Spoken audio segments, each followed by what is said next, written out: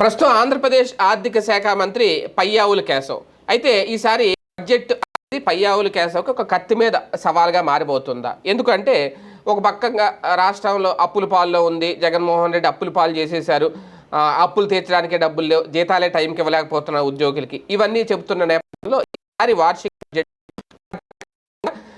ఈ వీళ్ళు ఇచ్చిన హామీలు ఏవైతే ఉన్నాయో ఆ పథకాలకి కేటాయింపులు జరగాలి. ఇప్పుడు ఇప్పుడు స్త్రీ శిశు సంక్షేమ శాఖకని ప్రత్యేకంగా కేటాయింపులు, ఎందుకంటే మహిళల పథకాలే ఉన్నాయి. వాటన్నిటికీ ప్రత్యేకంగా కేటాయింపులు చూపించకపోతే, నార్మల్గానే ఎప్పుడు కేటాయించినట్టే బడ్జెట్ కేటాయిస్తే ఆ పథకాలు అమలు కావు అనేది ఒక క్లారిటీ వచ్చేస్తుంది. అంటే ఈ లేవు అనేది ఒక క్లారిటీ వచ్చేస్తుంది. కానీ ఆల్రెడీ ఇప్పటికీ చెప్తున్నారు, ఏది తల్లికి వందనం కార్యక్రమం మొదలు పెట్టేస్తాం రేపు అకాడమిక్ ఇయర్ నుంచి అనేది. అలాగే రైతులకు ఇస్తానన్న ప్రారంభిస్తామన్నారు. అలాగే ఉచిత బస్సులు ప్రతి మహిళకి 18 ఏళ్ళు దాటిన వాళ్ళకి.